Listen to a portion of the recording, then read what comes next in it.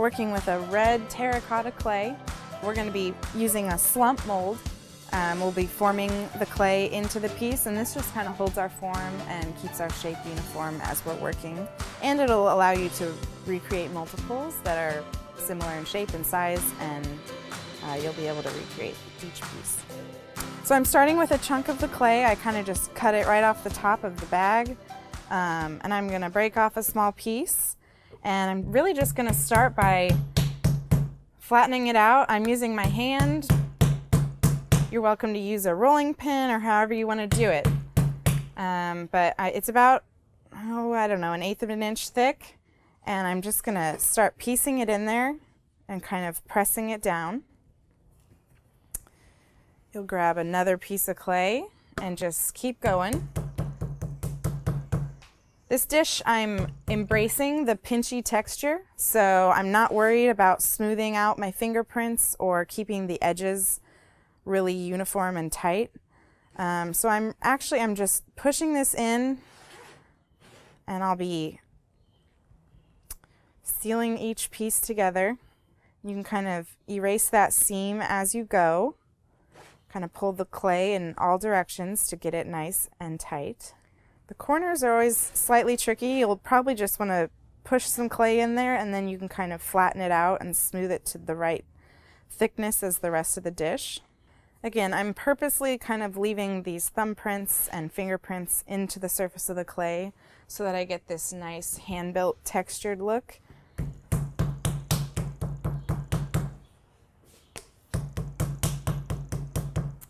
And once you get almost there, you can make smaller pieces to kind of make the edge a little bit more uniform. So I can just go in and smooth that out with my thumb. Again, I'm not really, other than this slump mold, I'm not really using any tools. I'm just kind of using my hands and fingers. Cool, and once you have it kind of smoothed out and finished and all of your seams have been attached to the next piece next to it, I kind of try to loosen the edges of the wall just slightly. You might want to use your needle tool to kind of release the edges. There we go. So you'll see kind of the opposite side, you'll see that all of your seams are still showing. So just go ahead and kind of do the same thing you did to smooth over. I go in both directions to really get that to attach nicely and close up. And smoothing out these seams on this side will give you the same pinchy texture that you have on this side on the back. Because right now you're noticing how smooth this is since it was in the mold.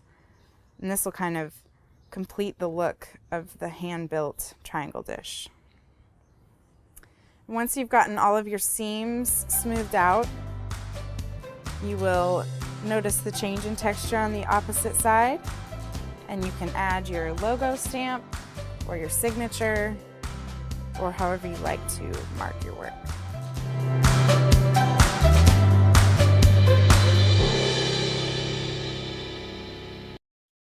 I'm Helen Levy. We're in my studio in Red Hook, Brooklyn, where I make ceramics with my business partner, Billy.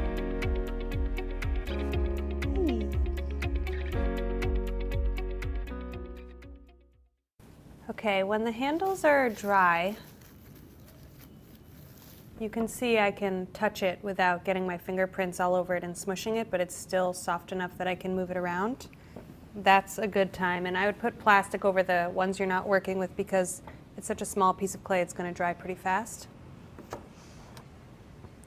I take this tool, which has a blade on one side. So, yeah, I'm just going to gradually cut away at it, and like this part you can see is a little bit thicker than this part. This is probably the top of the handle closer to where I was holding the piece of clay. And for this shape I really want it to be kind of uniform all the way around, so I'm going to cut that off. And here I'm cutting it at an angle because it's going to want to sit flat here. This side I'm cutting a flat straight line. But that's what's nice about this little blade. You can just cut it however makes sense for that piece. So once I have the kind of general shape of it laid out, I'll hold it up against my mug. They're a little bit dry, which is why I'm keeping them so covered right now, and you can see it's still way too big, so now I know just to kind of keep trimming it back. I always prefer to have extra.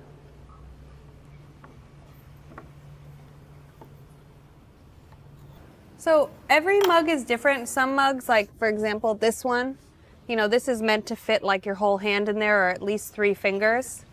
This mug I'm making right now, I mean, it's just probably going to be more of a 1-finger mug, but for some people that might not be as comfortable, but some mugs are more about the way they look versus how they feel on the hand. It's always a balance, and you know, when I'm designing a mug, I'm not strictly thinking about what's going to be the most comfortable on your hand. I'm thinking about what's going to feel good, but also what's going to look pleasing, or what's an idea I have that I want to try.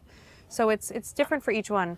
I wanted to show this mug because I think it's a little bit more unusual than this type of, this was actually what I was going to do at first, but I just felt like it was a little bit plain, and I just wanted to show some of the other ways that I think about handles. So I was trying to think about what type of shape would complement this rounded mug, and I liked the idea of the handle kind of being round as well, but then also kind of like gripping the side of the body of the mug. So I think this is pretty good. I'm just going to make it the tail of it a little bit shorter. I think that looks pretty good. And for this, I kind of wanted the circle, like the circular part of the mug, to be kind of centered over the lip of the mug. So basically, now what I'm going to do is I'm going to score the parts that need to be attached. So if you just stick 2 pieces of clay together and you let it dry, it'll pop right apart. Because as the clay dries, it shrinks. That's just one of its properties. And so to make sure they stick together, you're going to score it. I like to use a blade, but you can use a variety of tools. So I make some score lines, both directions, and then I see where it's going to attach here, and I need to reach in there and score as well. And then I also need to score this whole side and this whole side. So you really don't want to be too dainty with this. You want to make sure you make nice deep scratch marks, because that's what's going to lock the 2 pieces of clay together and really get them to stick.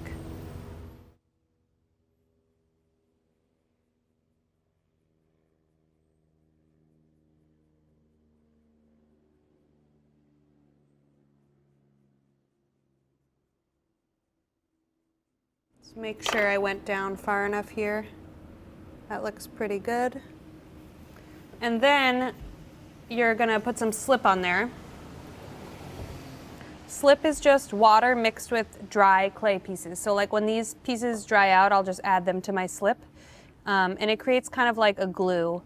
And I like that, you know, clay naturally separates from water. The heavy stuff sits on the bottom and the water's on the top. So sometimes I might just want more water and less actual like chunks of slip. So I just kind of like to keep it like this. I use a paintbrush. So I'll take a little bit of water. I don't want to make a big soppy mess. So just like, especially right here on this like inside part, I'm just going to put like a drop with the paintbrush. And then I'm going to press it on. And so I'm trying to attach it without deforming the shape. But you do really need to go over the whole seam with your finger to really make it stick. So then I take the other side of this tool, which is just like a rounded piece of metal, and any place that I can't reach with my finger, I just really gently just kind of press it in with that piece of metal. The clay is going to dry at different rates. A small piece like this will dry so much faster than a bigger piece like this. So if this dries really fast, it's more at a risk to pop off. If it all dries nice and slow together, they're going to stay together more. So once I'm done with these, I'll just loosely wrap them in plastic and just leave them like that for a couple days. If it was a tumbler or a bowl, I wouldn't really have to baby it like that, but for a mug you do. And then I'll take my paintbrush, and I don't want it super wet here, but I just kind of go over that with the brush. And I don't have to make it perfect right now, because once the mug is totally dry, before I fire it, I can kind of give it a sponge down and just make sure it's really nice. but I'd like to make it pretty good right now. Okay, so then take my brush and put some water here. Again, not too much. And then I'm gonna press the handle on. Now, because for the design of this mug, I kind of like the seam here, and I don't wanna lose that by like really pressing the clay in. I'm just gonna kind of compress it from the top. And this is why if the handle was too soft and too wet, as I pressed it, it would just squish it out. So you need to wait for it to be firm enough that it can take this type of pressure without losing its shape entirely. And like in here, where it's hard for me to reach it with my finger, I'll just take this and really make sure that seam is connected.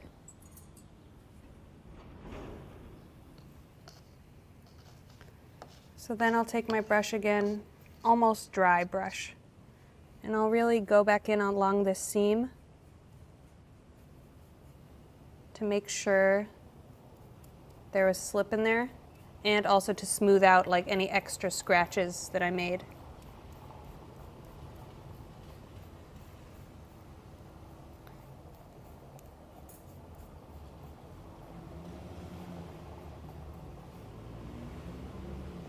This part is the longest step for me, always longer than throwing or longer than trimming or usually longer than glazing, because I feel like it's the most important step. It's where the mug becomes a mug, and like a plain shape like this round bowl on its own is not that interesting, and a handle on its own might not be that interesting, but then when you put them together and you feel like you get the proportion right, that's when it turns into something else. So I really, like, this is the step that I feel where you really make your mark on it and you're really making the design, you know, become a reality. Also, if you rush the handle, you're probably going to get a little crack somewhere, and then your piece is going to be a second. So then once it's attached, depending on how wet or dry it is, or depending on the shape, you might want to let it dry upside down, hanging, you know, to keep gravity helping you, or you can leave it upright. I think I'll leave it upside down just for a couple minutes.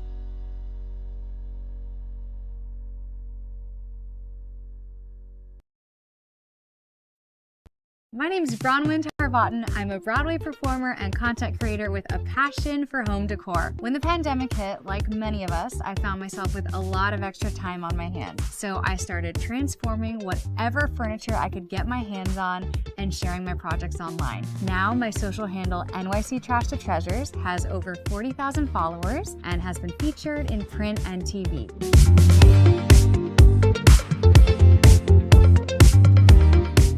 In this lesson, I'm going to introduce you to the quickest and most inexpensive way to transform something ugly you might already have into a high-end decorative piece that looks ceramic or hand-carved.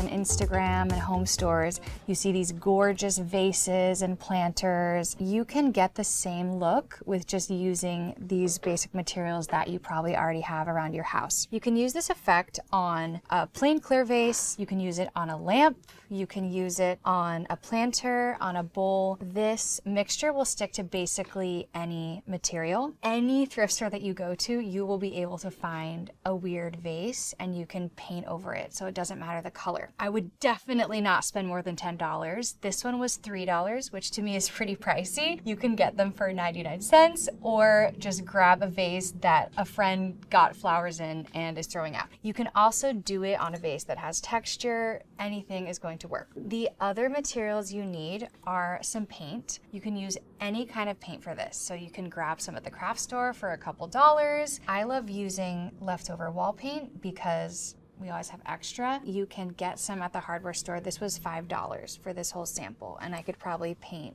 like 10 vases. You can do this with any color. Mine is a wall sample. That was $5, and it's like a beautiful sort of stone color. Then you're going to need baking soda. You can also use baking powder. It's a little bit of a different texture, so I like the baking soda. Next, you're going to mix your paint. I usually use leftover takeout containers. Any container will work. Don't buy something, just find something. So you'll pour your paint in. You don't need very much. Then you're gonna add in some baking soda. So you need quite a bit. almost think of the same amount as your paint, but I would start with just a little bit and then stir it. To stir the paint, I usually use a leftover chopstick. You can also use the back of a fork, just anything that you have at home. So you'll want to stir in the baking soda. I don't measure because every single paint is a little bit of a different mixture. You just want to feel it out. What you're looking for is the paint to be a little bit thicker and not so watery. But if you get to the point where you can't stir it or it's feeling tough, then you've gone too far. Also, if you're not sure if you've gotten the right mixture, we're going to test it out on the vase and you'll be able to tell. So you want to stir it really well. So now you can see it's getting a little bit thicker, so that's what we want. Let's do a little bit more. If you're going for a smooth look, then you don't need as much baking soda. If you're going for like a distressed, sort of thick, chalky look, then you'll want a little bit more baking soda. Okay, so let's try out this paint because the only real way to tell is on the vase. So let's test out and just see how it's going on and it's sort of sticking and it's not too streaky. That is about the texture that you're going for. So if it was streaky, I'd add more baking soda. If it was clumpy, I'd add more paint. I like to wear my vase as a glove so that I don't touch the paint. I don't really care about the bottom being painted because it's just gonna sit around and be decorative and it just makes it more messy when you're moving it around. So you can also paint this in different ways for how you want it to look. I'm sort of going for like a pottery stone look, so I'm gonna paint it around. If you want a different look, you can go up and down. If you want it to be messy, you can just throw the paint on. You can do a brushed look. You can also just do messy and not worry about that. You can also create more of a stone look by dabbing. Some people really like that for planters. I like the brushed look. I don't mind seeing the brush strokes, so we're gonna go all the way around. Really the only thing that can get weird with this project is if the paint's not dry and then you start to paint over it, the baking soda reacts weird with the layer below and it gets all peely and messy and it's sort of hard to get back. I would just do one coat, sort of go over the whole thing. It's gonna be a little streaky and weird in places, and then we'll let it dry and we'll come back and fix anything you need to fix with a second coat.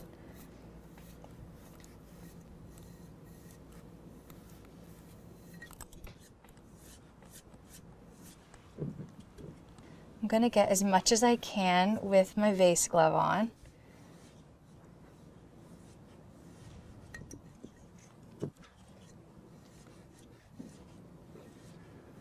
So see, that is looking really cool. So now you sort of want to rest it in a spot that you can leave it for a while to dry, because if you keep moving it around and moving it around, the bottom can get peely and start to peel off. Now we're going to paint the top. You want to go over the top rim and then go in a little bit so that when you look at it, it doesn't give it away that it's just glass.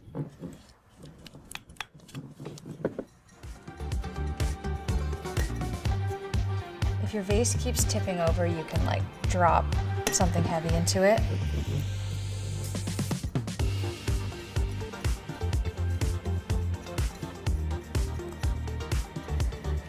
If your vase is a different shape, you can just decide how far you want to paint down. You just want it to look nice when you're sort of looking at it from a normal angle.